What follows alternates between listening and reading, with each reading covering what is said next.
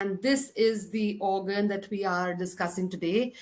So in the female reproductive organs, we are here today in the uterus, okay? So this is the uterus, this is the fundus, this is the body, this is the lower uterine segment, the cervix below, but we are going to be concentrating on this part. Am I audible?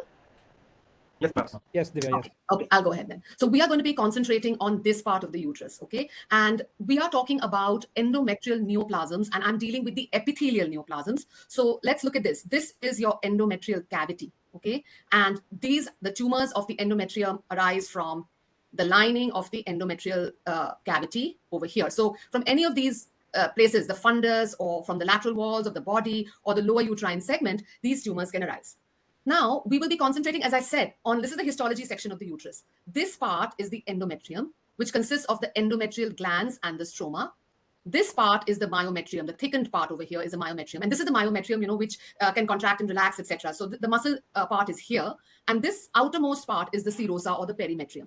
So in my segment, I will be talking about the tumors which arise from the endometrium, okay? That is from this area. And Dr. Kedar would be dealing with the mesenchymal neoplasms which arise from this stroma over here, endometrial stroma here, and from the myometrium. I am going to be dealing with tumors which arise from the endometrial glands, okay? All right. So now coming to endometrial carcinoma. It's the most common gynecological malignancy in the developed country, the fourth most prevalent cancer in women, and the sixth most common cause of cancer mortality in women.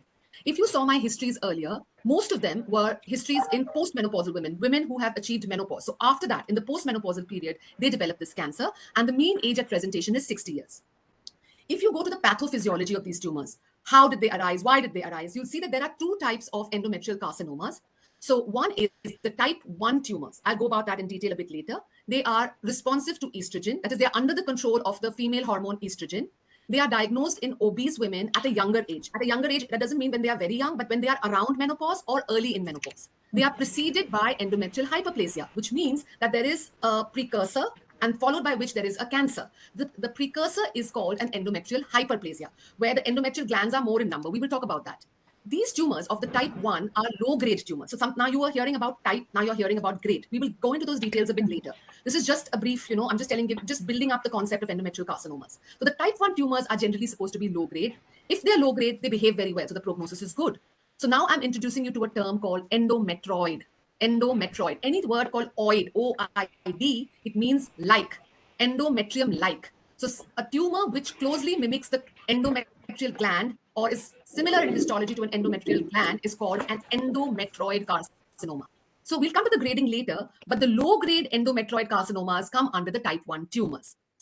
Now, there is another type, the type 2 tumors. If there's one, there's a two, okay? So the type 2 tumors are generally high-grade. They include non-endometroid histology. The word non-endometroid, we will see pictures later. It means tumors which do not mimic or tumors which do not look like the normal endometrial glands. And these tumors go by the names of serous, clear cell, mixed, undifferentiated or dedifferentiated, and carcinosarcoma. So if you notice all these names here, serous, nothing, it doesn't sound like endometrium. It's a different clear cell, something with clear cells. Doesn't sound like an endometrium. Mixed, something which is mixed. Undifferentiated, which has lost its differentiation. Carcinosarcoma, a carcinoma plus a sarcoma, carcinosarcoma. So this is all non-endometroid, means not looking like the normal endometrial gland. Now, these type 2 tumors are high grade, okay?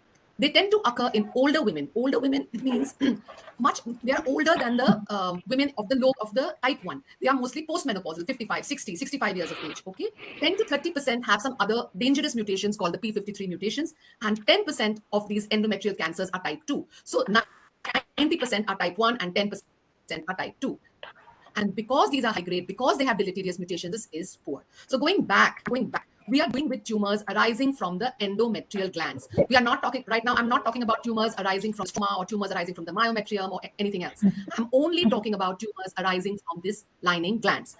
The ones which resemble these glands are the endometrial glands. The ones which resemble are the endometroid. The ones which do not resemble are the non-endometroid. Okay, so the endometroid grade 1 and grade 2 are type 1 tumors, and the non-endometroid serous, clear cell, mixed cell, undifferentiated, dedifferentiated, and carcinosarcomas are type 2 tumors. Let's look at the difference again in a table which will help you remember.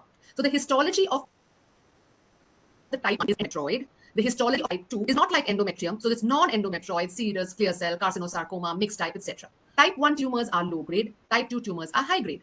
Type 1 tumors arise from hyperplasia. What do you mean by hyperplasia? When the glands are increasing in number, when there will be a stimulation by estrogen, the glands will become much more than the stroma. Then they will proliferate in the cancer. So that is type 1 endometrial carcinoma from hyperplasia. Okay. But type 2 arises from atrophy at the background of atrophic endometrium. The endometrial glands have become smaller, sparser, and a background of that, this type 2 cancers are arising. Type 1 cancers, as I discussed, they are very, very common, 85%, 85 to 90%, whereas type 2 cancers are rarer. They are around 10 to 15%. Now, as I said, type 1 depends on excess estrogen in your body. They are estrogen dependent. That estrogen will act on the endometrial glands. The endometrial glands will proliferate, become hyperplasia or hyperplastic, and then they will become carcinoma. On the contrary, the type 2 does not depend on estrogen because, see, it's arising in a background of atrophy. Atrophy means they are all, shrunken endometrial glands, fewer endometrial glands. In that background, you're getting a cancer. This shows that this type 2 tumor is estrogen independent. Now, what is the body habitus of type 1? How do these women look?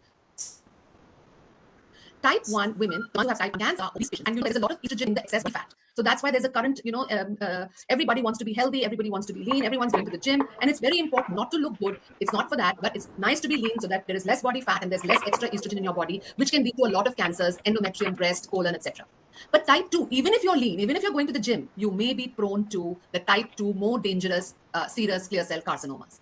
Now, we discussed the age of the type 1 cancers. They are around menopause, around the time of menopause. They are perimenopausal women, whereas type 2 is in postmenopausal. So after menopause, after a couple of years, they develop a few years or whatever, they develop the type 2 cancers.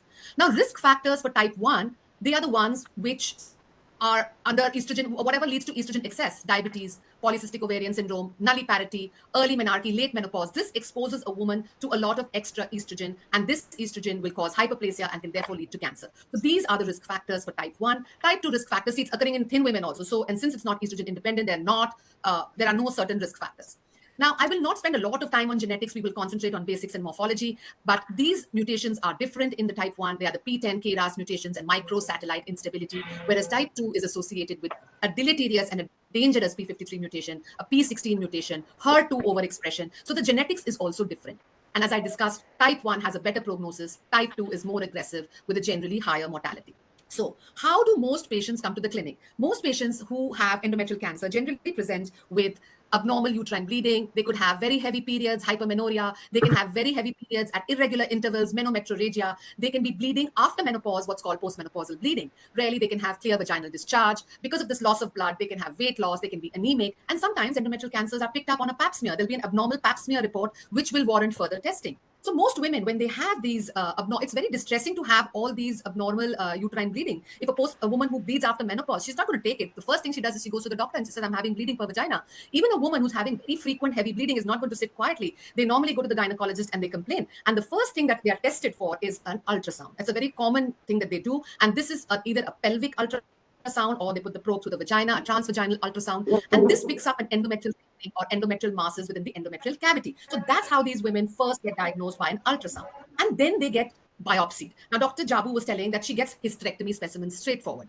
So, but that normally doesn't happen in many places, and that shouldn't happen. Normally, what happens is that if the woman complains of heavy bleeding and then there is a thickened endometrium or a suspected mass in the endometrium, she is subjected to an endometrial biopsy or an endometrial curettage. So, how is this biopsy taken?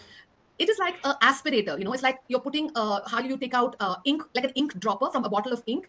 So you insert this, exert negative pressure, and you just suck out whatever. It's done in an outpatient clinic. It's like this. It looks like a dropper, you insert it into the cavity, you put negative pressure, and then the lining of the endometrium gets sucked out. And that's how you see your endometrial aspiration biopsy. In contrast, you can also do this. It's called dilatation and curettage. You insert a dilator into the cavity, you dilate the cavity, then you insert this scoop, and you scoop out or curettage or you scrape out the endometrial lining. Obviously, when you take something with an aspirator, like something with how you're aspirating ink or something, the amount of material is less. But when you scoop out or you scrape something, the amount of material that you see is more. Sometimes the amount is not enough. Or then the gynecologist can put a scope, a hysteroscope, which is a flexible telescope with a light and camera, and can visualize the endometrial cavity. For example, this is very good. You got this scope was inserted, they got a polyp. And they identified, okay, yahan par ek lesion hai, and they saw a lesion, and then they sucked it out and they pulled it out. So these are the various ways we get samples. And as Dr. Jabu also mentioned in the beginning, sometimes you directly get a hysterectomy specimen. They don't wait. Abnormal uterine bleeding, the gynecologist is in a hurry, goes in and takes out the uterus, cervix, tubes, and ovaries. And this is what the pathologist gets, an endometrial cavity full of tumor. All right. Now, why have we given you these cases? We have given you these cases to know how to diagnose endometrial carcinomas. You should know the type of endometrial carcinoma and you should know the grade of endometrial carcinoma. It's very important to know the type and the grade because that is going to determine the prognosis, the risk stratification, and then that will determine what further treatment needs to be done for the patient. Let's make it simple. In a biopsy, polypectomy, or curettage, if you get a low grade endometrioid carcinoma diagnosis, then your further surgery will be limited. They won't take out all your lymph nodes. And then if the woman is of the childbearing age or something, she's not very old, they may do a fertility sparing management. In contrast, if in an aspiration, biopsy, polypectomy, curettage, you get a high grade cancer or a non endometrioid like serous cancer diagnosis, and extensive surgery is done and you cannot preserve her uterus and her tubes and ovaries. So it's very important that as pathologists, you all are all beginners, you should know how to diagnose the type of endometrial cancer and you should know how to grade your endometrial cancer because that can determine the future surgery. Does she need hysterectomy and the entire lymph nodes or only hysterectomy? Does her omentum and other tissues need to come out? How much lymph nodes to be? So all that is required. Now, as Dr. Jabu said initially, that sometimes we get hysterectomy. Even in a hysterectomy, it is very important to know the type of endometrial cancer and the grade of endometrial cancer because if you know the type and the grade, you can determine the further treatment. Does this patient need chemotherapy? Does the patient need radiotherapy? Does the patient need any special therapy? I'll tell you about the special therapy later. So as a pathologist, it's very important that you know the basics, how to diagnose endometrial cancers, how to grade endometrial cancers, how to subtype endometrial cancers. With that, let's come to the first case. 55-year-old female, postmenopausal bleeding, endometrial curettage. Curettage means scooping out the endometrial cavity with that scoop which I showed you. All right. So the star means the slide which was shared, which are the slides of the case. Okay. Everywhere, wherever the slides of the particular case, I have put the star. Okay. And if there's no star, it means it's not from this case. These are other slides. Okay. So if you see this slide, you can see glands. The glands are much, much more than the stroma. So this is the stroma. These are the glands. What you can make out here that there is an increase in gland to stromal ratio. The number of glands are much more than the stroma. Here you can see that the glands are dilated and they are tortuous. Okay. But is this cancer or is this a precursor? Let's look at this. So let's look at the precursor lesions. I was talking about type 1 cancers have a precursor called endometrial hyperplasia. Means the endometrial and the stroma. There are two types of precursors, endometrial hyperplasia without atypia, endometrial hyperplasia with atypia called atypical hyperplasia or endometrioid intraepithelial neoplasia. Now, what is endometrial hyperplasia without atypia? Means there are more glands than the stroma. The glands are tubular, branching, dilated, but they resemble normal endometrium. That is why endometrioid, resembling normal proliferative endometrium. And without atypia, they don't have any bad nuclear features. Their nuclear features are uniform like that of the background endometrium. So look at this. This is the slide of the case. These are dilated, tortuous. This is a dilated gland, and they are increased in number.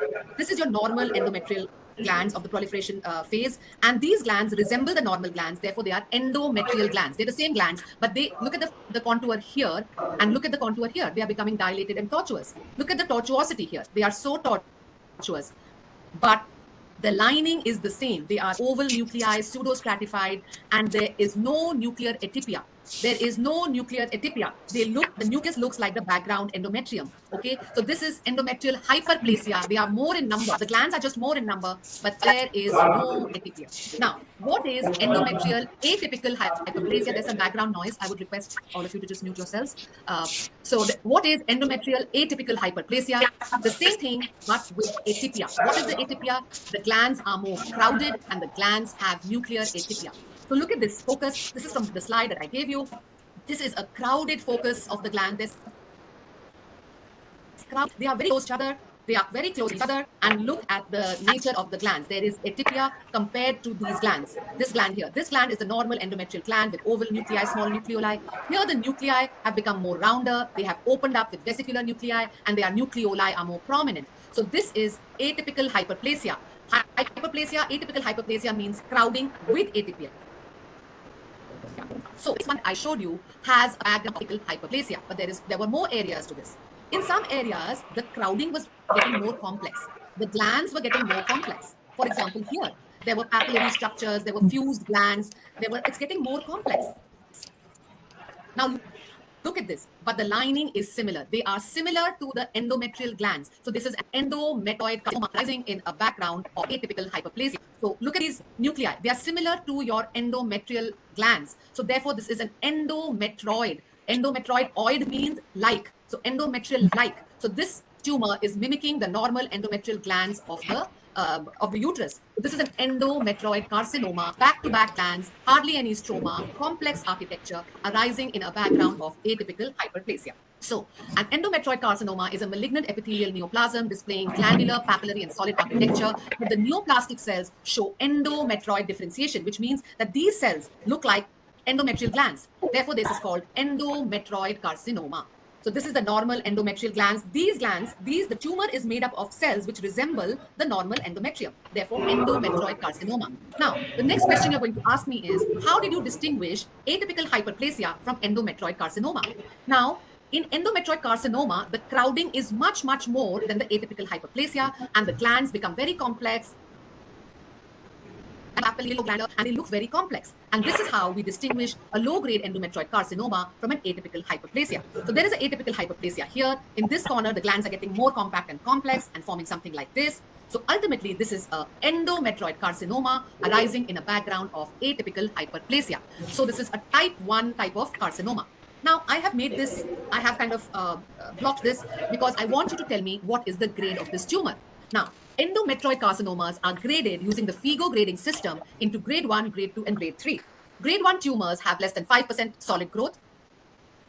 Grade 2 tumors have 6 to 50% solid growth, and grade tumors have 50% solid growth. By solid, we mean non-glandular, means there should be no glands in that area. By solid, we also mean non-squamous. Now, endometrioid carcinomas can have some squamoid areas, like a squamous cell areas. You cannot count a squamous area as a solid area. You cannot count a gland as a solid area. Solid means solid, no lumen formation, okay? So grade 1, when there is less than 5% solid, grade 2, 6 to 50% solid, and more than 50% solid is grade 3. Now, think about it. If you had to do less than 5, it's a very difficult, 5%, very difficult to judge. So now a binary grading is recommended. You can club grade 1 and grade 2. They are the low-grade tumors, and grade 3 are high-grade tumors. So endometrioid carcinoma has 2 types under them, therefore. Low grade, which includes FIGO 1 and FIGO 2, and high grade, which includes 3. The reason is to avoid this confusion, 5% and less than 5 to me, maybe you will say it's 8, somebody else will say it's 5, but it doesn't matter. Grade 1, grade 2 are low grade, so it's okay if you disagree. But grade 3, you have to be very clear, more than 50% solid is high grade. Therefore, under endometrioid, you have 2, grade 1, grade 2, which is low grade, and grade 3, which is high grade. Grade 1, grade 2, good prognosis, grade 3, bad prognosis. So grade 3 comes under the high grade endometrial carcinomas.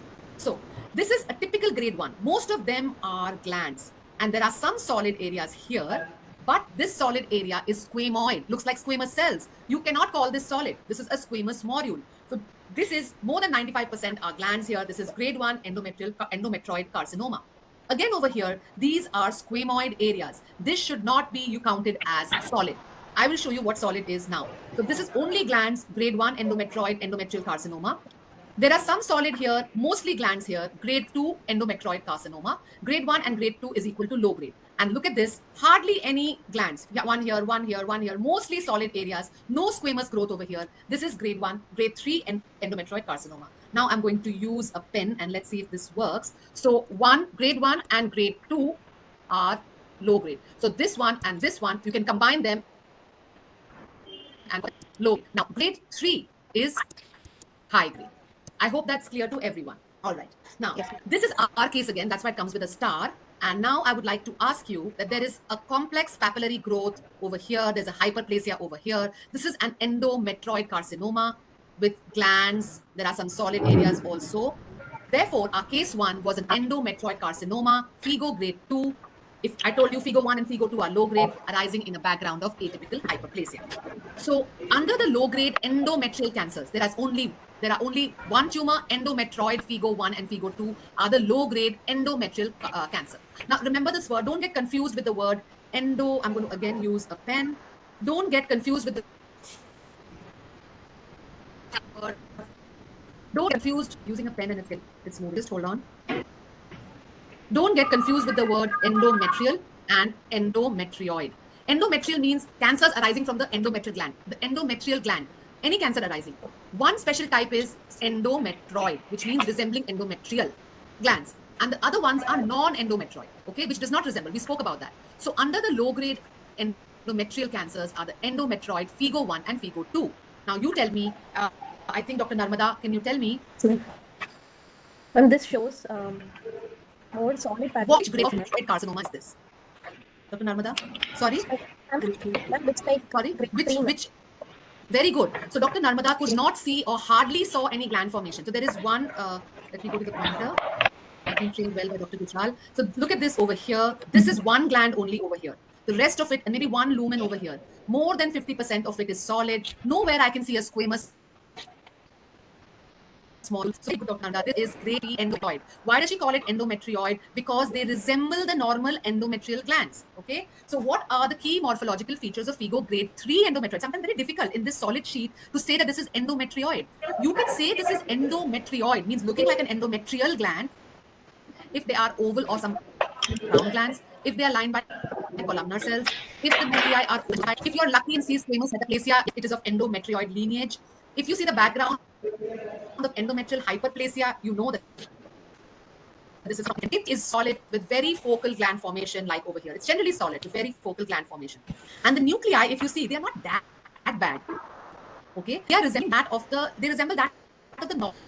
They're moderate. They're not that dangerous looking. So this is a grade 3 endometrioid carcinoma. Another example, you can see the normal endometrioid looking glands here.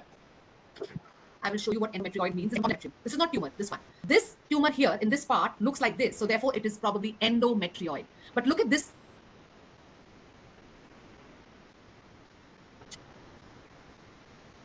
But the nucleus is more than 50%. Therefore, this is the only grade endometrial cancers. I told you FIGO 1 and FIGO 2 endometrial. The rest are all high grades. But FIGO grade, I'm back to this. I'm going back to endometrioid carcinomas and high-grade endometrial cancer. The first one is a FIGO grade 3 endometrioid carcinoma.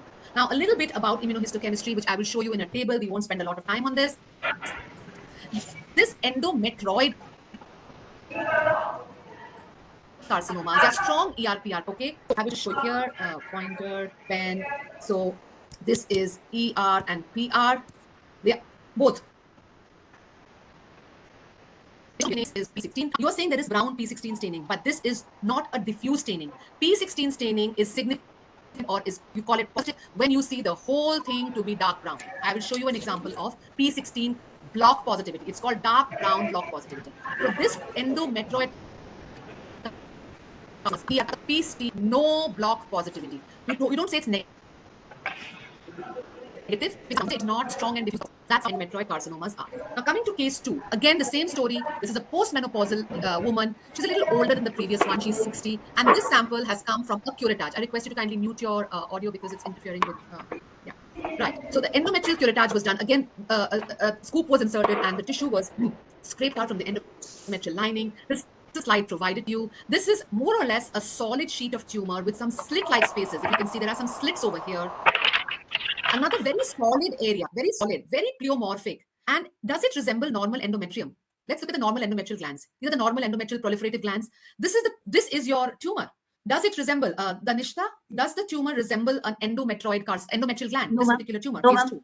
No. So this is non-endometrioid. Very good. This is a normal endometrial gland. And look at this tumor. It's so angry. It's so different. So this is non-endometrioid. You're very clear. Look at the mitosis. Look at the pleomorphism. This is a big nucleus. This is a smaller nucleus. This is another darker nucleus. There is marked anisonucleosis. One cell is different from the other cell, is different from the other cell, worse and worse. There is necrosis over here. There's apoptosis. This is a non-endometrioid morphology. So your case 2 is an endometrial serous carcinoma. Now, serous carcinoma is your second type of high-grade endometrial cancer. You don't grade them. It's directly high-grade. Now, endometrioid cancers, you grade. FIGO 1, FIGO 2 are low-grade. We discussed them. High-grade is grade 3, okay? But serous, by definition, is a high-grade cancer. It looks high-grade.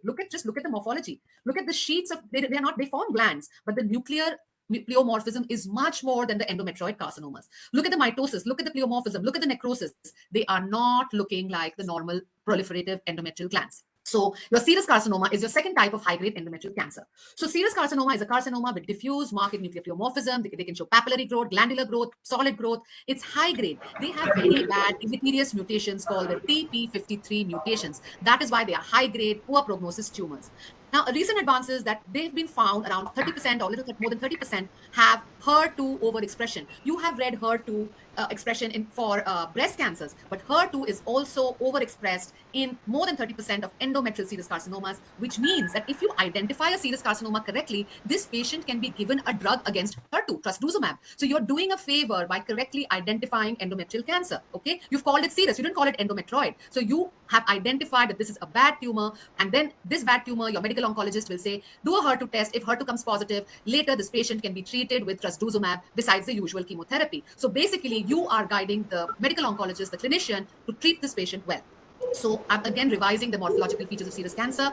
Now, we discussed in the beginning, this serous cancer is in a atrophy or in a polyp. That means it's not estrogen dependent. They have papillary growth, slit-like spaces, samoma bodies, nuclei are very pleomorphic. They have numerous mitotic figures. Now coming to the IHC. This is strong diffuse staining for P16. Contrast to your endometrial cancer, I'll go back. Look at this. This had some little brown staining. It was not completely brown. This is lack of block staining. Now come back to endometrial serous cancer, strong block staining for P16. Okay, so this is an important IHC to diagnose serous carcinomas. Just for your knowledge, this P16 is a tumor suppressor. It's got nothing to do with the HPV. There are two roles. P16 is also for an surrogate marker for HPV. That's used in cervical cancer. But this P16 also acts as a tumor suppressor. This has got nothing to do with the human papilloma virus. Okay? But serous carcinomas, they're strong and diffuse staining for P16. Serous carcinomas, as I told you, show P53 mutations. And there is an excellent IHC, P53. If you do it, it shows strong diffuse staining. Practically every cell in this picture is stained for P53. This means there is a P53 mutation. There's another type of staining in P53, which is the null type staining, which means either complete, it's all or none. Your mutation status, this is P53 mutated if your IHC is all. It's also P53 mutated if your IHC is null. Null means zero staining, but your stroma has stained. The stroma has stained, but not your glands. This means also P53 mutated immunophenotype. I told you serous carcinomas can arise in a background dependent. It's a picture of a polyp. And let's go higher. Suddenly in the polyp, you can see sometimes this very bad nuclei. Can you please mute yourself in the background, please? Someone's audio is on. Please mute yourself. Right. So this is a polyp, and there is a bad lining in the polyp. This, look at the lining. There is focally very strong P16, rest is negative. Focally very strong diffuse P53, the rest is over here is very weak in the normal gland. So this is serous carcinoma arising in a polyp. This is the precursor of serous carcinoma called serous intraepithelial carcinoma. They arise from in a background of polyp and atrophy, and they can be picked up on morphology and confirmed by doing P16 staining, which shows block staining here, and P53 staining, which shows a mutated phenotype. And I discussed there are two most common types of mutated phenotype, either strong block staining or null staining. And this staining that you see over here is not, it is brown, but it is not strong and diffuse. This is a heterogeneous or a wild staining seen in the normal glands, whereas the intraepithelial carcinoma is showing strong diffuse staining. She stopped cleaning at the ACH. This is her endometrial curettage. And this is the slide which was shared with you. By any chance, does this mimic a normal endometrial gland? Megha, does this mimic a normal endometrial gland? Amit? Amit, does this mimic a normal endometrial gland? Dr. Apurva? Anybody from third year? No, ma'am. Case? No, Okay, very good. This does not mimic a normal endometrial gland. Therefore, this is a non-endometrioid carcinoma. Let's go higher. Got some strange pattern of nuclei bulging out. This is known as the hobnail pattern. Hobnail means the nuclei are bulging out like the hobnails of this boot. They are just bulging out. This word hobnail has been taken from the hobnail boot. So look at this pretty tumor. It's looking like a tumor. It's got this tubulo-papillary architecture. Tubulo means it's formed these tubules. Papillary means it's forming these short papillae with fibrovascular cores, which are hyalinized. Look at the pink cores. Hyalinized cores, and the lining cells have clear cytoplasm. They have bad nuclei, but the isonucleosis is not that bad like a serous. They are bad in a pretty way. Okay, I always say clear cell carcinomas are the pretty cancers. Look at the pink over here. It's just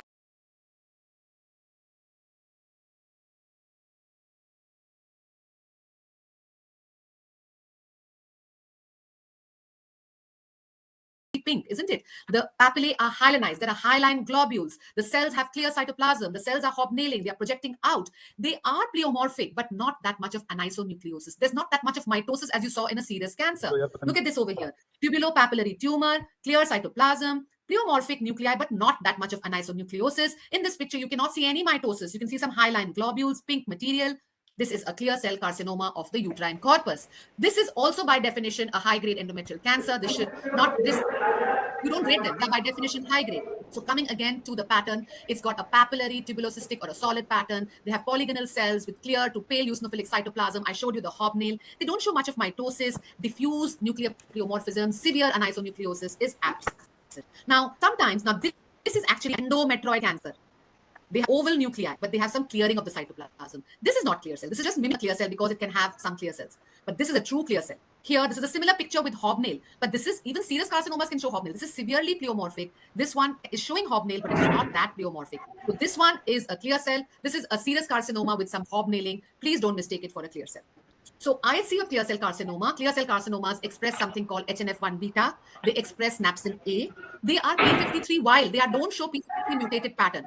They are P16 negative. They don't show block like P16. And they are ERPR generally negative.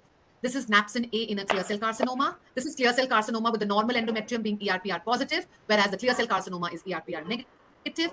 P16 is not diffuse block or strong brown. So P16 is lack of block. And look at P53. Few cells are weakly positive. It's a wild type staining pattern. It's not the all or null type. It's the wild type staining pattern. So if you had to look at endometrioid grade 1 and 2, endometrioid grade 3, serous and clear cell, and look at it from the IHC point of view, endometrioid 1 and 2 are ER positive, P16 and they are P53 wild. They don't show HNF1 beta or racemase or amacar. Grade 3 is also ERPR positive, a little less than grade 1 and 2. They are generally P16, lack of block positivity. They are wild, but the grade 3 can also show mutated pattern because they are high grade. Serous carcinomas can show plus minus ERPR. Their P16 is strong block positive. Their P53 is of the mutated. Strong brown, strong diffuse, or totally null. So all or none kind of P53, which is a mutated pattern.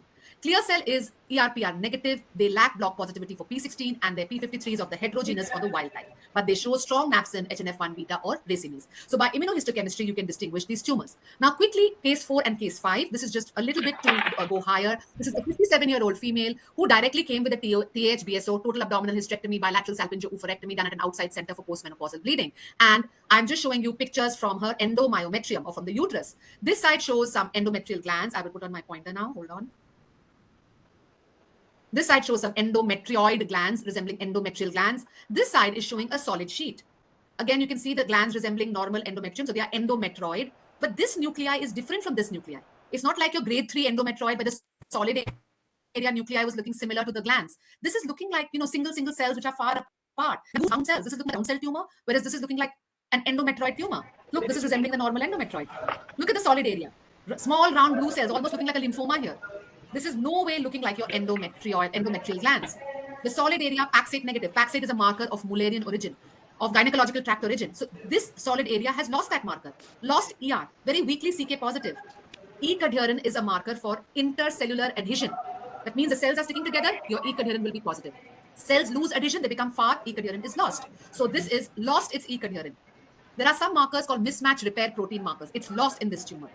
This is a de-differentiated endometrial carcinoma, which means that it's a tumor which has got an endometrioid FIGO1, FIGO2 with an area which has lost differentiation and become single dismissive cells. Okay, so this is a de-differentiated endometrial carcinoma. It's a high-grade carcinoma. When will you call it undifferentiated? When you cannot see a low-grade component. Now, for example, if you see this low grade with a very high grade round cell, it's de-differentiated. You can see a low grade area here. If you see only sheets of the cells, then it is undifferentiated. You have to do many IHCs to come to this conclusion. This is also a high grade carcinoma. Okay. Now, coming to case 5, I won't go into the details of that. This is a 65-year-old male female with postmenopausal bleeding, and again a section from the endomyometrium. We discussed that in the rehearsal class. Here you're seeing two components, an epithelial tumor, and below this you can see some very pink cells which are very loosely there. In this area, you can see some pink cells with eccentric nuclei, pink cytoplasm with some bone formation. The epithelial component is very high grade looking like a serous carcinoma. But the component below looks like a sarcoma, which has got rhabdoid looking cells with eccentric nucleus and pink cytoplasm. So the epithelial component is cytokeratin positive. Whereas the sarcomatous component is cytokeratin negative. The epithelial component is vimentin negative, whereas the sarcomatous component is vimentin positive. Your sarcomatous component with those rhabdoid-looking cells are positive for desmin and myogenin. Therefore, your sarcomatous component is a rhabdomyosarcoma. A carcinoma plus a sarcoma makes it a carcinosarcoma. So your case 5 was a carcinosarcoma, which is your 5th type of high-grade endometrial carcinoma. Now, a carcinosarcoma is a high-grade carcinoma with a sarcoma. ISC plays a very limited role. You can do this on morphology. Cytokeratin and vimentin may be helpful. You may get heterologous differentiation, like in this case, you have a rhabdomyosarcoma arising in a carcinosarcoma. All right. You need at least 1 millimeter of a sarcoma component to call it a carcinosarcoma. You need not really say what is the difference, but in case of a rhabdomyosarcoma, it's very obvious because there are these typical rhabdomyoblasts there in the section. Okay, so the last type of a high-grade endometrial cancer, P3 endoid serous clear cell dedifferentiated carcinosarcoma, is your mixed endometrial carcinomas. They have 2 distinct types mixed, either serous or clear cell. Okay, a dedifferentiated carcinoma is not a mixed. A carcinosarcoma is not mixed. It can be endometrioid plus serous is a mixed carcinoma. Endometrioid plus clear cell is a mixed carcinoma. Serous plus clear cell is also a mixed carcinoma. But dedifferentiated and carcinosarcomas, these please do not call them mixed carcinomas. Okay. No minimum amount of serous or clear cell component is needed as long as it is recognized confidently. You need IHC confirmation to make sure that you have 2 components. For example, here there is a low-grade endometrioid and a high-grade serous. The low-grade endometrioid has wild-type P53, whereas a high-grade serous has mutated P53. The low-grade endometrioid is P16, no block, whereas the serous component is showing block. Therefore, histology has to be confirmed with IHC before you call it a mixed endometrioid and a serous carcinoma. Now, just the last 2 minutes on what is new in gynecological pathology. So, can you please mute yourself? Whoever's please mute yourself. Thank you. So just the last 3 slides on what is new. We've discussed the basics, and I told you the subtyping of endometrial cancers. The grade is very important to determine prognosis, to determine what a woman should undergo. And if she's undergone hysterectomy, does she need adjuvant therapy? Does she need chemotherapy? What type of chemotherapy? Does she need radiotherapy? If it's serous, she may be given trastuzumab because it expresses HER2. So it's very important to accurately subtype and grade your endometrial cancer. But what is new in endometrial cancers is that now we have a molecular classification of endometrial cancers. So it's like you've almost, sometimes it may be a time that molecular is going to surpass morphology. So you have a Pol E ultra mutated cancer, which looks very high grade on morphology, but in reality, it has an excellent prognosis. Your MMR deficient cancers, which has an intermediate prognosis. Your P53 mutated serous-like cancers, which have a very bad prognosis, and which do not fall into the 3 subtypes, no specific molecular type cancer, which has an intermediate to excellent prognosis. So how are you going to pick up these molecular types? Poly mutation, there is no IHC which you can do. You have to do molecular tests or the test and pick up these poly mutations. These tumors look very high grade on morphology, but they have an excellent prognosis. So it makes a hell of a difference if you do the poly mutation. Your hyper mutated endometrial cancers, you can do 4 IHC stains or the mismatch repair proteins, MSH2, MSH6, MLH1, PMS2, and you can pick up these tumors by the tumors which show loss of this protein expression. You can pick up the MMRD or the MSI high tumors. I showed you P53. You can do a P53 IHC. If it shows block all or null staining, you know that there is a P53 mutation. And if none of the 3 are present in your cancer, it's not poly mutated, there is no MMRD loss, there is no MMRD deficiency, there is no P53 mutation, it's of the wild type, you know it's of the no specific molecular type. And by this, you can prognosticate your tumor and tell the clinician what type of tumor it is, and they can take further action. So this is new in gynecological pathology. What else is new? I told you, we have found out that serous cancers have HER2 amplification. Therefore, you can give them a drug called trastuzumab. There are some newer endometrial cancers which can mimic your gastrointestinal type tumors. There are some tumors which look like the mesonephric remnants or the mesonephric cancers. And I told you about the carcinosarcomas. Though it has a sarcoma, it behaves like a carcinoma and is treated like a carcinoma. You should not call it a mixed tumor. So with that, and with this update, I would like to end my talk. Thank you for a patient hearing. Thank you.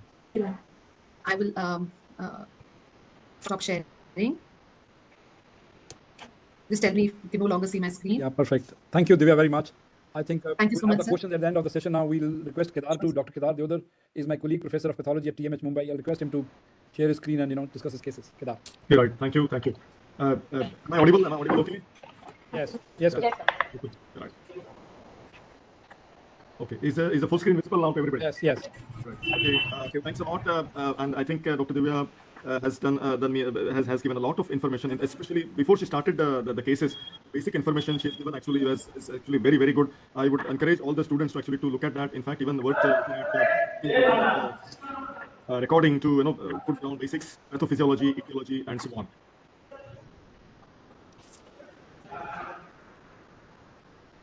Kedar, please unmute. Kedar, Please unmute. Kedar, please unmute. Sorry. Kedar, please unmute yourself. No, Kedar, we can't hear you. You are muted. Sorry. Yeah. Kedar, fine now. Fine. Can you hear? Yeah. Yes. Right. Yes. Sorry about that. Okay. Can you hear and can you see the screen? Yes, I think there is a background noise from one of the residents. Is it yours? Yeah. Yes, sir. Can you please Dr. mute yourself? Apurva, please mute yours. Yeah. Okay, this is better. So thanks a lot. Dr. Divya has made my life easier. In fact, her initial slides have been actually very, very useful in addition to the cases. So we will take 3 uterine mesenchymal tumors. So I will start with first case. Any takers? We have students here. Anybody would like to volunteer about this case, please? Dr. Varadarajan, Hello, sir. are you okay to describe? Sir, in this picture, we are seeing the mesenchymal. Sorry, Dr. Varadarajan, just give me 1 minute. Maybe I'll have just a couple of points to say before we start. In what I will add to Dr. Divya's talk is that I think what we are doing is essentially practice of surgical pathology. In that, we have to have our knowledge of gynecology, surgery, medicine at our disposal when we are approaching any case in histopathology. And secondly, my approach would be actually to have a good theory knowledge of systemic pathology, general pathology, for which I have read always Robbins, Ackerman, or sometimes Silverberg and other textbook oncopathology textbooks. And with that knowledge, I usually try to approach a case, observe a particular finding. When you see the slide, Dr. Varadarajan, I think that's what I'm coming to. We see on the low power, what do we see? Then we see a particular pattern. We see presence of necrosis or anything else. Are we seeing any normal tissue or no? And then we come to on high power, we describe mitotic activity, anisonucleosis, and so on and so forth. Then I would like to have a differential diagnosis in my mind. And then based on that, we will have a differential diagnosis, and then we will put immunohistochemistry to arrive at a diagnosis. That would be my approach. Here, our 3 cases are mainly we'll focus on morphology, noticing things, and then taking it further. I will not have more of molecular pathology. I don't practice molecular pathology in general, but we'll have a couple of cases, a couple of images to deal with that. So I think, Dr. Varadarajan, I think we will start with you. So case 1 is 42-year-old female, hysterectomy, well-defined uterine tumor. Sir, the microscopic picture, what we are seeing is a low power view, sir. Yes. It's a low power view. It has a few muscle fibers, I'm seeing, for longitudinal and circular muscle fibers. Yes. This capsule is there. Yes. So you can tell me if you want to go next slide. You can tell me that. That's okay. Yeah. Yes, sir. I can see the capsule here. Okay. So it is a well encapsulated tumor. Yes. So of the myometrium, sir, mesenchymal tumor. Yeah. From the first picture, I'm able to see the capsule and the muscles, longitudinal and circular muscles, I'm able to see, sir. Okay, Varadarajan, what is this exactly? Do we have different patterns? It is something looking normal to you and something abnormal to you. I don't know, sir. So what is this portion? Is this normal or abnormal? So it is a muscle fiber, sir. Yes. I mean, this look like normal uterine smooth muscles, whereas what we have in the center is actually abnormal, because this is actually looking like there is atypia. Even at low power or scanning power, they don't look normal to us like a normal uterine muscle. So what do we have in this particular slide? Like here, I'm seeing the muscle fibers only, sir, and the Yes. longitudinal. Is there any difference between the cells at the top and cells at the bottom? Yes, sir, there is a difference, sir. So what do we, if we note that, what is our inference? What is this area and what is this area? I'm not able to make those, sir. Okay, so on the top, we have cells which actually are showing nuclear staining with hematoxylin. So our interpretation is that, first point actually to notice things as accurately as possible. And second point is to have interpretation of that finding. So I think in the upper portion, we have cells.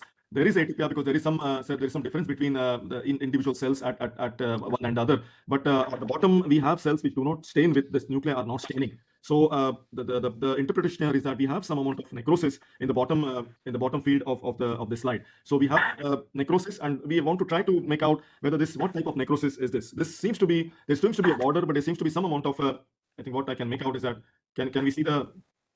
Sorry, just a minute. Okay, can we see this area here? This area here, there's some amount of hyalinized area here, in between the two cells. One appears to be viable, other appears to be non-viable. So there seems to be an hyaline area. So this particular type of necrosis is interpreted as hyaline type of necrosis. Dr. Varadarajan, what else do we see? Normal or abnormal? Yeah. So in this picture, I'm able to see some spindle cells. Yes. Like fibroblast-like cells are being seen, sir. Yes. If this is atypia, would you like to grade the atypia? That I couldn't able to make, sir. Okay, but I can see only spindle cells I'm able to see. Okay, spindle cells is perfectly right. I think secondly, what we are looking at, we have a variation in size of the nuclei here.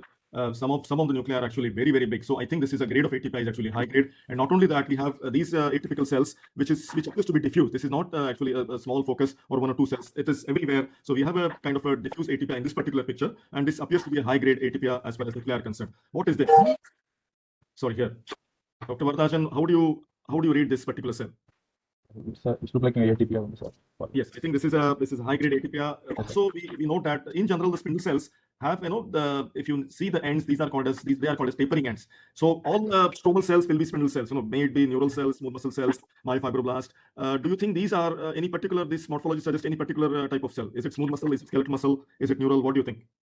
The spindle cell we have to see at the tapered ends. I mean, the two sides we have to see whether it's tapered in one end or blunt in one end. Yes. So do you think these are smooth muscle cells or neural cells or myofibroblast? What do you think? I don't know. Sir. Okay, I think we have a lot of ends which have blunt ends here. A lot of cells which have blunt ends here, here, here. So our general interpretation is that we have a smooth muscle tumor. We have at least areas foci of high grade ATPI. We have a area of necrosis which was hyalinic type. But Dr. Vardhajan, do you see any mitotic activity? Yes, sir. Two mitotic figures are being seen, sir, here. In this particular area? Yes, sir. Okay. Which are these? Can you tell me in the lower half or the upper half? So in the lower half here, there was one mitotic figure, sir. Is this the one you're saying? Is this mitosis? Yes, sir. Black, No. darker one. This one? No, sir. Top, sir. Dark area. Sorry. Is this the one? No, I think what I will say is that we don't have a definitive mitotic figure in this focus, and we'll come to that discussion a little later.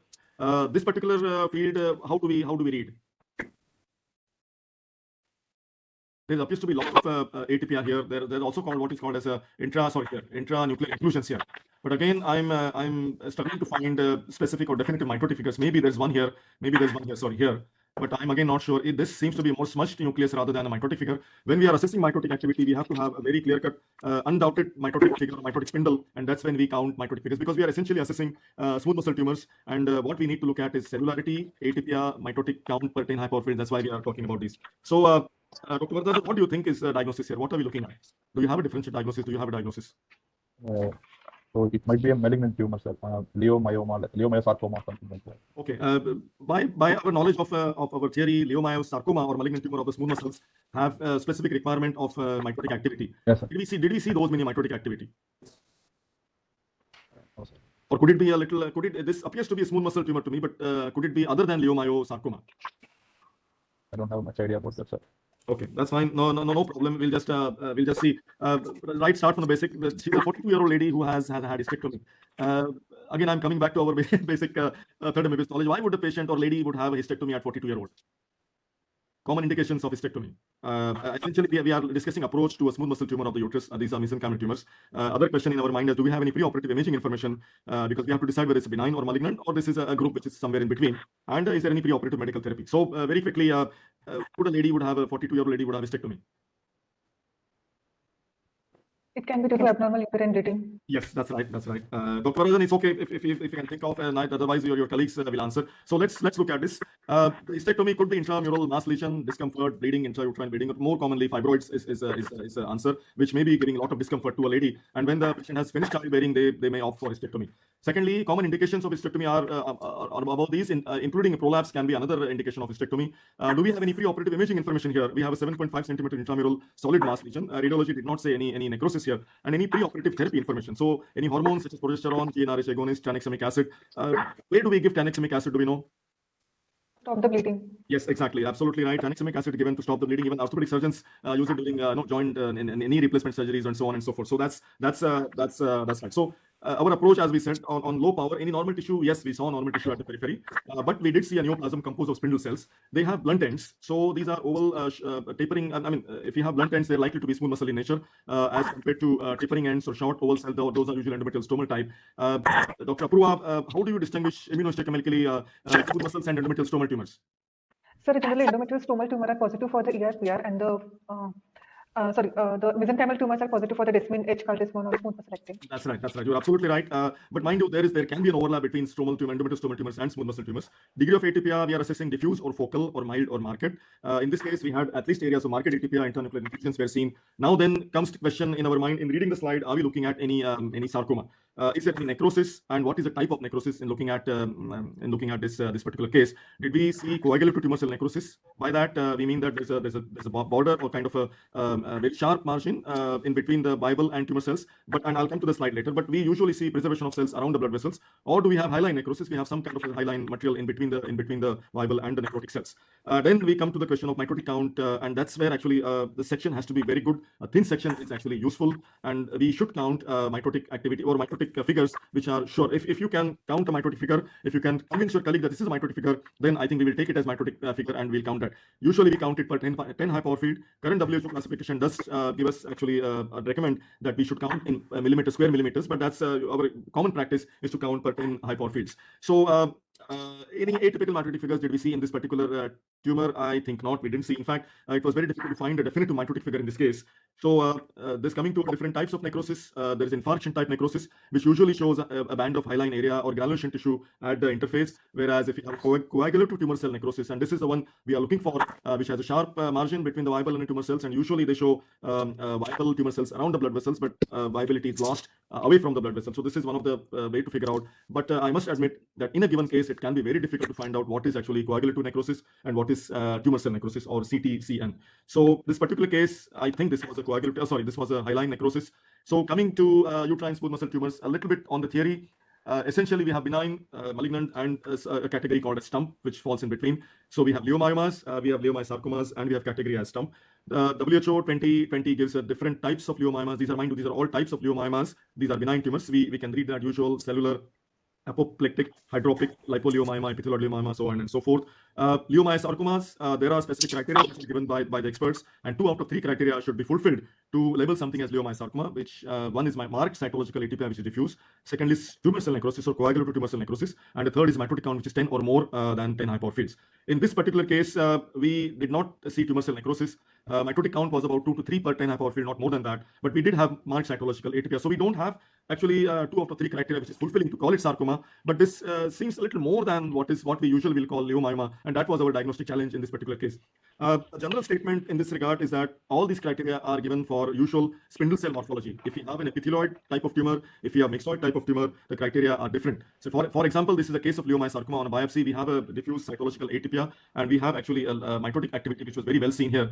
So mitotic figure, even in fact mitotic figure. So this was more than 10 per 10 high power field with diffuse atypia. So at least 2 out of 3 criteria fulfilled. So we could offer a diagnosis of leiomyosarcoma on biopsy in this particular case. How history of medical therapy is important, because pregnancy or any progesterone therapy prior to surgery can cause actually a hyaline type necrosis in a particular tumor, and that can make our life difficult in interpretation of this particular parameters. Tranexamic acid, as we said, is antifibrinolytic agent, which given in menorrhagia, but it can cause infarction type necrosis, and that's where our difficulty comes in. Coming to the last sentence here, is important. If we are placed with a tumor which we are not sure with sarcoma or with a stump, we look for zonation. If you have a normal looking smooth muscle areas or low grade atypia, and if you have a high grade atypia, they are likely to be stump rather than sarcomas. So this particular example is myxoid change. Again, myxoid change. I think these are the criteria given in the textbook for leiomyosarcomas. There are actually criteria. This is again a photograph from the textbook. The textbook also gives us criteria for a stump or smooth muscle tumor of uncertain malignant potential. But probably I think this is a diagnosis of exclusion rather than being awarded a specific criteria in general. So this particular tumor is more than leiomyoma. This did not satisfy a case for criteria for leiomyosarcoma. So we are left with basically 2 labels: leiomyoma with bizarre nuclei or a smooth muscle tumor of uncertain malignant potential. We labeled it as smooth muscle tumor of uncertain malignant potential. By that we mean that we are not satisfying all the criteria for leiomyosarcoma, but this particular label will lead to a follow-up of this patient, and that's what probably is better for the patient rather than not having any follow-up in this case. This refers to our ex-senior registrar and who's a consultant in Gwalior, Dr. Pankaj Goyal, wrote a paper that we evaluated stump. This also they are called as atypical leiomyoma or atypical leiomyoma with low malignant potential, and these are indeed gray areas in diagnostic histopathology and gynepathology. As if I'm a surgeon, if I'm a medical oncologist, I'm looking for one diagnosis. I'm not looking for stump as a diagnosis, but these are gray areas, and they are looking for a unifying label or single label and low inter-observer variability. Our problem here can be actually because of coagulative tumor cell necrosis is difficult to judge.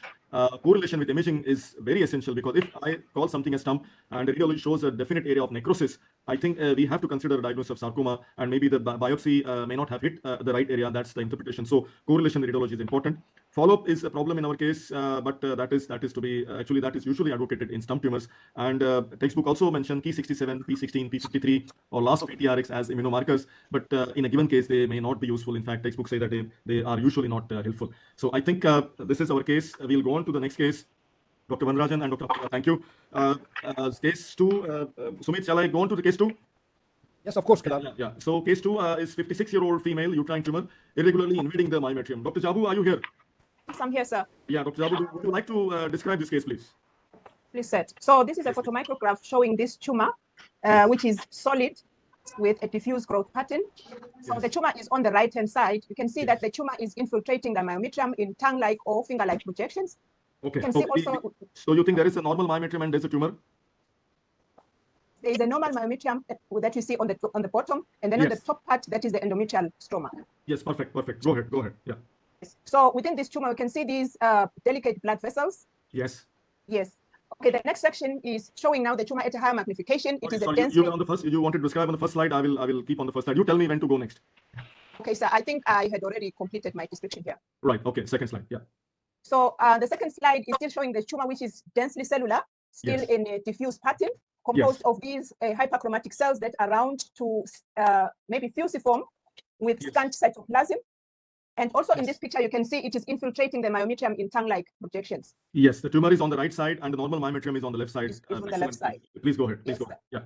Yes, so still, sir, in this photomicrograph, you can see the vague, delicate blood vessels. Yes. So in this section, these blood vessels, you can see the tumor cells, they are sort of rimming around, or they are welling around the small, delicate blood vessels. It's a very solid tumor. It is hyperchromatic with these hyperchromatic nuclei and scant cytoplasm. Yes. Okay. Same thing again. Yeah. Yes, same thing again on this section, but these blood vessels now, they are a little bit thickened compared to the previous ones, which were very delicate. But we see the tumor cells still welling around the blood vessels. Excellent. Yeah. Okay. So this is again a photomicrograph from a different locations, a slightly lower power, showing infiltration of the tumor. It's probably a lymphatic embolus. That's what we think. So Dr. Jabu, do you have a diagnosis here? Sir, when I look at all the photomicrographs, putting them together, the last one now, which is showing sort of a lymphovascular invasion, I was thinking of endometrial stromal sarcoma. Yes. Although I have not seen the edge of the lesion, whether it is circumscribed or not, especially on the lower part, but the first part was showing those tongue-like projections into the myometrium. Yes. So in terms of grading it, I thought this was a low grade endometrial stroma sarcoma. Yeah, excellent. I think you've got to describe it very well, and you've got the diagnosis right. Why they are not smooth muscle cells on these tumor cells? Why do you think they are endometrial stromal cells? So first of all, they are small. Yes. Cells. They are more hyperchromatic when you compare it to smooth muscle cells. Yes. And their shape, some of them are round, some of them are fusiform. Yet the smooth muscle cells are more truncated at the edges. Yes, I think that's excellent. As compared to the previous case, these are shorter, they are oval and hyperchromatic. However, this particular photograph I described because these are typically described as arterioles, and the tumor cells are arranged around the arteriole. So this is a typical feature of this tumor, and this is a endometrial stromal sarcoma, low grade. Do you want to use any immunohistochemistry to support your diagnosis? Yes, sir. Endometrial stromal tumors are usually positive for ER, PR, and also CD10. Yes. I think that's exactly this is the normal myometrium on the top left is actually negative for CD10, but and endometrial stromal sarcoma low grade is showing diffuse positivity for CD10. They are very nicely positive diffusely for ER. So a little bit on the stromal on the theory part, Dr. Jabu, that's very well. I think that's very well described. Thank you. So this is a low grade endometrial stromal sarcoma, and it is defined as a malignant stromal tumor with cells resembling proliferative phase of endometrial stroma and displaying infiltrative or permeative growth with or without lymphovascular invasion. This is exactly from the WHO book. Usually we have CD10 positivity, ERPR positivity. They are usually negative for desmin, H-caldesmon, which are smooth muscle markers. H-caldesmon is taken as actually a good, robust, a more specific smooth muscle marker. But mind you, in practice, there can be an overlap between endometrial stromal tumor and a cellular leiomyoma, in that some of the leiomyomas can show some amount of CD10 positivity, and the endometrial stromal sarcoma may have little bit areas which are CD10 negative. But that's where our challenge comes in. That's why focus on what is morphologically a smooth muscle cell, what is no blunt ends, tapering ends, hyperchromatic short nuclei, and so on and so forth. Smooth muscle tumors and endometrial stromal tumors both will be ERPR positive, so that doesn't help. CD10 actually is a very useful marker to mark endometrial stromal cells. In fact, in our practice, to detect areas of endometriosis in pelvis, in a pelvic surgery, we do use CD10 to support our diagnosis of endometriosis at other locations and exclude a diagnosis of, say, any other fibroblastic proliferation or gastrointestinal stromal tumor proliferation. So going on to next, some other slides. Endometrial stromal tumors are usually three types. There's one is a completely benign, which has a defined as endometrial stromal nodule, which is an extremely rare tumor or a nodule, and one would not be able to diagnose this until you have a hysterectomy, because you need to see the margin of this nodule. I've seen maybe just about 2 cases of this. The margin can be a bit irregular, but this is something a rare occurrence. Whereas low-grade endometrial stromal sarcoma and what is described as high-grade endometrial stromal sarcoma are again rare tumors, but low-grade is actually more common than the high-grade. Coming to a little bit of information about low-grade ESS, they actually can have late recurrences even in patients with stage 1 disease. Thus, long-term follow-up is required. 5-year survival for this patient in stage 1 and 2 is up to 90%, compared with 50% for stage 3 and 4 tumors. Surgery and hormonal manipulation is treatment of choice. Obviously, for low stage and per primum, surgery is required. For metastatic disease, hormonal manipulation is actually used. Coming to high-grade endometrial stromal sarcomas, they are even rarer. They are bulky intracavitary fleshy masses with hemorrhage and necrosis. In the case that we just saw, that case 2, we didn't have any area of necrosis. If we have area of necrosis or more cytological atypia, we start thinking about, are we dealing with a high-grade endometrial stromal sarcoma? There are 2 actually fusions, translocations actually are described, which are molecular pathology abnormality, and we do FISH testing for these. One is YWHA NUT M2A/B fusion, and other is ZC3H7B or ZC B-core fusion. Histologically, they have higher grade atypia. We're talking about high grade endometrial stromal sarcomas. They will show necrosis. They have mitotic figures. They have LVR, lymphovascular invasion. But by logic, high grade endometrial stromal sarcoma will show or can show some areas of low grade endometrial stromal sarcoma. If we don't have any differentiation of endometrial stromal sarcoma or anywhere, none whatsoever, then we are thinking of a separate category as undifferentiated uterine stromal sarcoma, and we'll describe that in a bit later. High-grade ESS or high-grade endometrial stromal sarcoma may not actually in that particular sections show low-grade endometrial stromal sarcoma, but what helps us is CD10 positivity, cyclin D1 positivity, B-core positivity is immunohistochemistry is useful for these particular diagnosis. They can be ERPR negative or low-grade ERPR expression. For example, this is an example of a high-grade endometrial stromal sarcoma, and this is cyclin D1 diffusely positive. They are B-core positive. On the left side, we can see the tumor is cellular, and in the left side figure, we also see that the tumor has a necrosis here. The WHO book gives variety of differentiating in immunohistochemistry patterns, and if you see this particular table carefully, you will realize that there is nothing specific about one particular tumor. We are talking about low-grade ESS, high-grade ESS with 2 different molecular abnormalities, and we have B-core ITD1. Again, this is a subtype of high-grade ESS, and we use ERPR, CD10, cyclin D1, B-core, desmin SMA, and all. Nothing is 100% specific here. A combination of morphology, immunohistochemistry, and finding of say a low-grade area in otherwise given high-grade sarcoma area will give us a diagnosis of high-grade endometrial stromal sarcoma. We can do actually YWHA FISH testing for high-grade endometrial stromal sarcoma. A subset of these tumors are positive. There will be about 40-50% cases will be positive. What we look for actually is, I think I have a figure here. What we look for actually is 2 green and red signals which are break apart, and which, if they are seen in more than 15% of the slides, 15% of the tumor cells, then this particular abnormality is positive. YWHA FISH test will be considered positive in this case, but they are not seen in all the cases of high-grade ESS. So it is a combination again of morphology, IHC, and molecular, which will give us to the diagnosis. But this remains an uncommon diagnosis in the first place. I have another tumor here just for change. We have a uterine tumor resembling ovarian sex cord tumor. This is again uncommon tumor, and if we consider our ovarian tumor of a sex cord tumor, this exactly looks like ovarian sex cord tumor, but for that it is appearing in the uterine myometrium. So these are inhibin positive, carnitine positive. They used to be considered as benign tumors, but they are not completely benign tumors. They are actually considered potentially malignant tumors. So distinction between high-grade ESS and undifferentiated uterine sarcoma is that we just described. Undifferentiated uterine sarcomas are malignant mesenchymal tumors which lack evidence of specific lines of differentiation. Therefore, this is a diagnosis of exclusion. Now we'll go on to case 3. Dr. Amit, are you there? Yes, sir. Okay. Would you like to read this and then describe next 5-6 slides, please? Yeah. Yes, sir. 62-year-old female, postmenopausal lady, abdominal pain, vaginal discharge since 2 months. No family history of cancer. PET CT shows a large FDG, avid multilobulated soft tissue mass in the pelvis identified, measuring 12.1 into 10.6 into 9.6 centimeter, attached to the uterine fundus. Multiple enlarged para-aortic and aortocaval and bilateral external iliac lymph nodes, the largest measuring 3.7 into 2.3 centimeter. The patient underwent exploratory laparotomy with total abdominal hysterectomy and bilateral salpingo-oophorectomy, along with bilateral pelvic and retroperitoneal lymph node dissection and appendicectomy. Representative sections of the pelvis mass. Next, please. Okay, so from the history, in your mind, benign or malignant? There is a highly malignant tumor. you're thinking of the slides that are going to follow. But I mean, what I mean to ask is a large mass, FDG avid, and nodal enlargement of variety of stations, and largest node is 3.7 does appear to be a malignant tumor. As no, before looking at the slide, that's what I mean. Okay, so what do we have? We have sections from the tumor. So we have the mesenchymal tissue. There is a monomorphic population of cells which are infiltrating this mesenchymal tissue, sir. Next, sir. Yes. Any normal tissue here?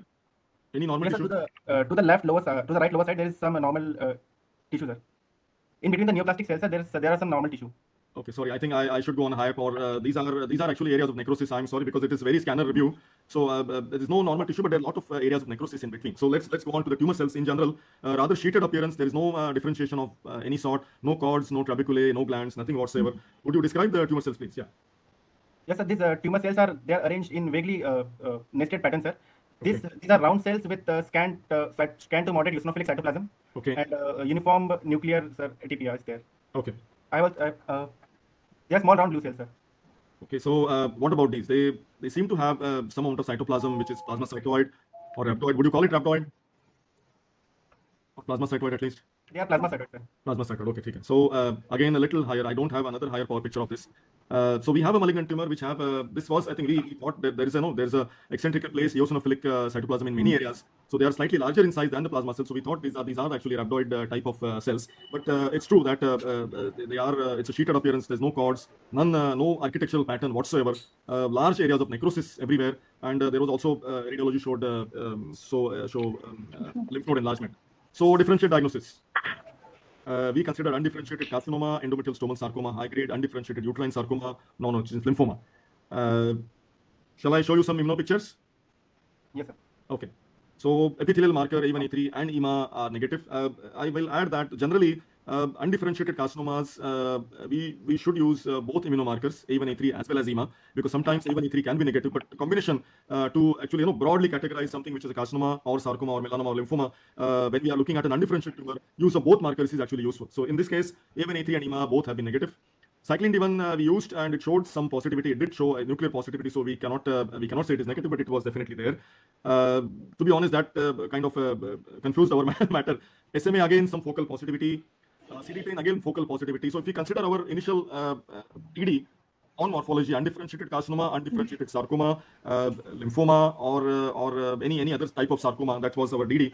So epithelial markers definitely negative. Focal positivity CD10 or SMA, cyclin D1, we were not sure what this is, whether to call it a high-grade ESS. That is a consideration. But there were no low-grade ESS areas, and this particular morphology of plasmacytoid rhabdoid cell did not actually gel with any spindle cell or uterine sarcoma of intermediate of this. So we thought, are we looking at any undifferentiated sarcoma, undifferentiated uterine sarcoma, meaning there's no specific type of differentiation, and we are having a diagnosis of undifferentiated sarcoma as a matter of exclusion. So that's why we looked at that. INI1 was done as a SMAR B for the marker, and this was retained. So this was not a specific tumor which is INI deficient tumor. And Desmin HMB45 CD30 Norman negative. Again, any outside chance of B cell lymphoma, any other type of tumor or melanoma, these were negative. Then came one of the thought process by our colleagues was BRG1. And can you tell us what is BRG1? No idea, sir. Okay, no problem. So BRG1, actually, we are talking about a rare type of sarcoma, which is basically which will fall into undifferentiated sarcoma group. Let's not worry about what is the specific immunohistochemistry, but in sarcomas, we looked at leiomyosarcoma, we looked at endometrial stromal sarcoma, which are high grade and low grade, and then we are looking at a third group, broad group, which is the undifferentiated uterine sarcoma. This is a particular case of BRG1 deficient undifferentiated sarcoma, and that's basically about it. So let's look at a little bit of a theory part in this particular case. In addition to our immuno result, this was PD-L1 negative, because medical oncologists are always looking for some type of a marker which will allow them to use immunotherapy or any targeted therapy. So that was YWHA rearrangement by Fish was negative. That was a marker for high-grade endometrial stromal sarcoma. PD-L1 was just a marker to see whether we can use any immunotherapy here. And next generation sequencing showed us loss of SMAR CA4. This particular word is important, and I'll come to that in a minute. MSI immuno was done, marker was done, which was negative, and low tumor mutation burden. But this was available. This was done because it was available. We need not have done that. I think BRG1 immunohistochemistry is an important immunohistochemistry, but which gave us this particular diagnosis. Sorry, let's. So this is, we are talking about a particular uncommon type of undifferentiated uterine sarcoma, which is SMARCA4 deficient, which also called as malignant rhabdoid tumor of the uterus, and that's why I was referring to a particular type of cell which has an eccentric eosinophilic cytoplasm. We may think of a plasmacytoid, or we also may think of a rhabdoid type of morphology. Our colleague Dr. Menon actually wrote it up as a case report, and this case is thanks to him that I got the slides and this particular immunohistochemistry. But this was a type of undifferentiated uterine sarcoma. We can put into that group, and this is SMARCA4 deficient uterine sarcoma. A little bit about this particular thing is that there's actually, I think what we can say is that these are the how do we, or what is the importance of diagnosis of SMARCA4 deficient tumors? They are actually, heterozygous germline mutation of SMARCA4 associated with rhabdoid tumor predisposition. How is this prognostically significant? These tumors tend to be more aggressive, and but there's one good news in that there's a treatment available for this particular type of tumors, which is pazopanib is a therapy which can be tried. It doesn't mean that it will work in 100% of the cases and it will give us a dramatic or fantastic results, but this can be tried. And this particular abnormality actually is seen in some other type of tumors, such as lung tumor or a uterine undifferentiated sarcoma, and other usual and other familiar name in ovary, such as small cell carcinoma, hypercalcemic type. This also has the same type of abnormality, and this is the same immunostain that we will use to diagnose small cell carcinoma, hypercalcemic type. This is an example of a small cell carcinoma, hypercalcemic type. On the left side, we have low power morphology. These are epithelioid short cells. They may have small cystic areas, some myxoid areas. This was a young lady, and 20% ovarian mass, which was solid and friable with necrosis. LDH was high, and this was a case which was BRG negative. So BRG immunostain is not specific for one particular tumor diagnostic level. This is particular for one particular genetic abnormality, and that abnormality can be seen in 2-3 different types of tumors. And if you use that immunohistochemistry, we can get to a specific diagnosis in the specific, or the context should be right. So in ovary, we'll call it small cell carcinoma, hypercalcemic type, whereas in mesenchymal uterine tumor, we'll call it an undifferentiated carcinoma, but SMARCA4 deficient uterine sarcoma. This is this particular case that we just saw. This was BRG1 again negative. This is just because we just happened to have this particular case, but the sarcoma case was shared by Dr. Santosh Menon, and I must thank Dr. Menon and Dr. Tushar Agrawal, our colleagues, who have shared a lot of slides, from whom I have shared actually a lot of slides and got help from this. I think I will end these 3 cases, and maybe we can keep it open for now for discussion. So Dr. Shaili, over to you. Dr. Sumit, over to you. Yeah.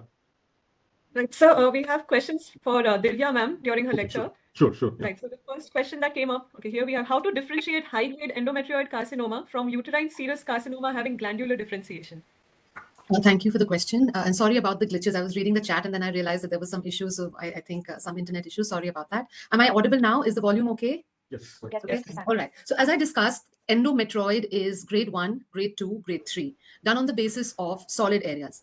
5 and less than 5% solid areas, grade 1, 6 to 50, grade 2, and more than 50% solid areas is grade 3. Now, I also mentioned in my lecture that the glands, so grade 1, grade 2 will have more glands, obviously, and they are low grade. So grade 1, grade 2 are low grade. They'll have more glands. The glands are lined by nuclei which resemble those of the normal proliferative endometrium. They are oval to round, small nucleoli. They are not going to be very bizarre, okay? Even when they form solid sheets, the nuclei are similar to the glands. Now, the question is, how will you differentiate it from serous carcinomas which are forming glands? Very true. You can have serous carcinoma in the form of glands. But as I said, the glands of endometrioid resemble the proliferative. The nucleus is not marked. The nuclei are round to oval, but not gland types of gland carcinoma. The lining cells are bizarre, round, macronucleoli, cherry-like. The bizarreness is so much, they look really angry. Brisk mitosis, necrosis. So if you're getting glands which are lined by very pleomorphic cells, it's unlikely endometrioid. It's more likely serous. Now, I also said, just going a little ahead, even clear cell carcinoma can form glands, but those nuclei are, again, the tubules are lined by cells with clear cytoplasm. There is pleomorphism, but not to that degree. The mitosis is also not that brisk. All right. Now you're still having a confusion. This can be actually sorted on morphology in most cases. You can apply immunohistochemistry. ERP positive, ERPR positive to negative in serous. P16 is going to show strong diffuse block positivity. That means practically every cell, nucleus and cytoplasm is dark brown, block positivity in serous. In endometrioid, by the way, you will never get complete negative P16. You get some blotches of brown here and there, as I had shown in the picture. You will see, so I never write P16 negative. I write lack of block positivity. That is negative. Get it? So in endometrioid, P16 will show lack of block positivity. The third immunostain, as I said, you can apply is the P53 IHC. P53 IHC will be of the mutated phenotype. And what are the 2 common patterns that you can mutate? Can someone answer? Dr. Amit, can you tell me the two IHC types in mutated P53, which I described? Null type and more than 80% positive, ma'am. Very good, very good. So null type means 0. And how will you compare the 0? You will compare it to your stroma. The stroma will show some staining, but your glands are going to be 0. That's the null type. That's a mutated phenotype.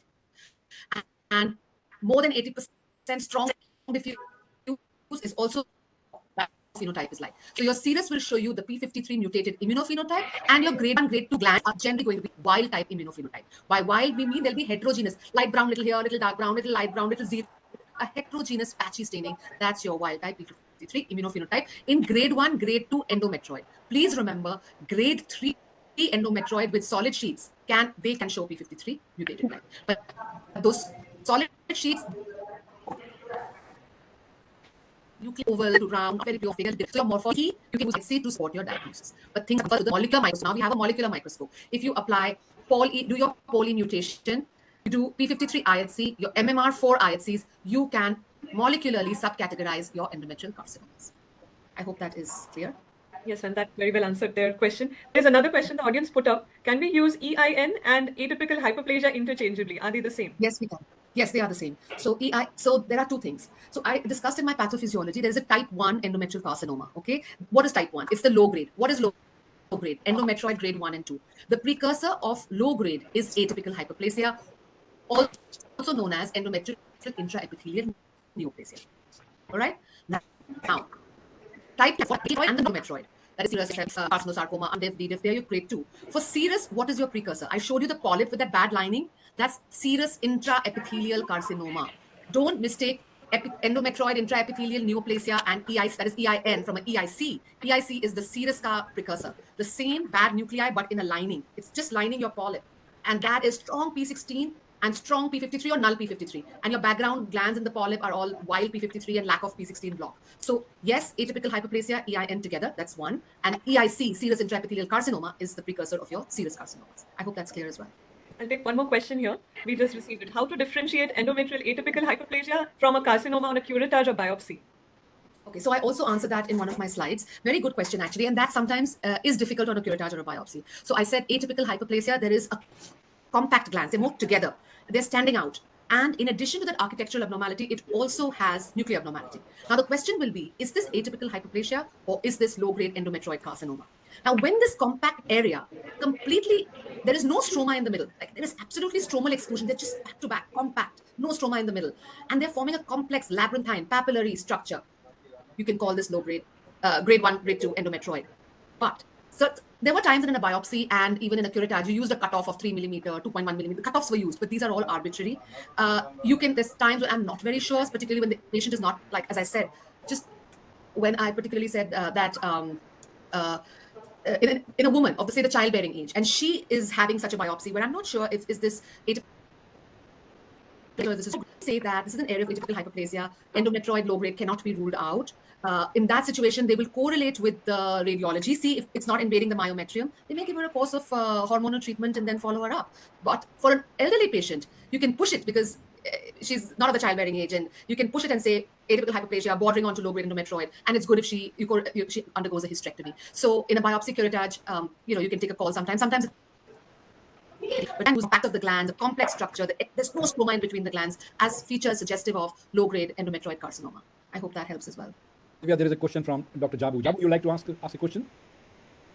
Sir, I wanted to ask, can we say endometrial curettage inadequate for evaluation as pathologists? Oh, that's really so. Can we say normally? Endometrial aspirates can be, you can say, even if you get a few strips, depending on the age of the patient. Now, say she's an elderly female, even if you get a few atrophic glands and some compact stroma, that's enough, actually. You have to look into the age of the patient is very important. In a curettage, you don't get tissue. It's a little, you're scraping it out, literally. So I have really not, on many an occasion, called endometrial curettage inadequate. And that's a very poor curettage then. Dr. Kedar, have you seen? I'm sorry. I'll just make one comment to Dr. Jabu here. So if usually endometrial curettage will give us a good amount of tissue, and this question will not arise. What I look at actually, when sometimes we can struggle when we have endometrial biopsy. And endometrial biopsy should be correlated with the age and actually the endometrial thickness on ultrasound if this is available, and that we'll try to get that history as much as possible. In a postmenopausal lady, if she has a bleeding problem, And we have a small biopsy sample, which we are, we have some kind of a benign, inactive-looking glands. And endometrial curettage in postmenopausal lady, endometrial thickness should be no more than 4 millimeters. If the thickness is about 4 millimeters, 3 millimeters, if you have very scanty tissue which is benign, I think I will be happy to say, okay, we have benign glands, stroma, no malignant cells seen. On the other hand, if the postmenopausal lady has an endometrial biopsy and the endometrial thickness is 12 millimeters or 14 millimeters, I have also very scanty glands, then I'm going to say, okay, this we only see only with few benign glands, but this sample is inadequate. So I try to actually correlate with endometrial thickness, especially in biopsy sample. Usually on the curettage sample, we don't face this problem. Don't have a problem. Yeah, I agree. Curettage will not have a problem. Kedar sir, we have a question for you. Sure. Somebody has asked, how do you distinguish between leiomyosarcoma and a high-grade endometrial stromal sarcoma? Okay, actually the commoner tumor, although both are uncommon, but amongst these, commoner is actually leiomyosarcoma. So that's why our initial first case was to see whether we are looking at an endometrial stromal tumor, stromal cells, or smooth muscle cells in general. So if we have a tumor which has area resembling smooth muscle cells more, then first of all we have to come to the diagnosis of sarcoma on morphology based on cellularity, mitotic activity, necrosis, and these are the criteria. Whereas if we are then try to distinguish between the histogenesis or cell lineage, then actually immunohistochemistry is useful. Desmin H-desmon will favor definitely smooth muscle tumor, whereas CD10 will favor endometrial stromal sarcoma, cyclin D1, and so on and so forth. So first, I think morphology to favor one or the other, and then support with IHC will be the way to go. Okay, sir, no more questions in the chat box. Okay. No, I forgot to actually thank personally all the students here. They actually have participated, and actually I'm very thankful to them. Varadarajan, Megha, Dr. Jabu, Dr. Narmada, Dr. Apurva, Dr. Amit, and Dr. Danishta. Actually, thank you so much for participating. As a student, I would have been very scared to actually participate in any symposium, but actually, personal thanks from me to all of you. And then, of course, our organizers are there, and Borges Madam and Sumit sir. But particular thanks to the students who participated. Thank you. Thank you, sir. I would like to thank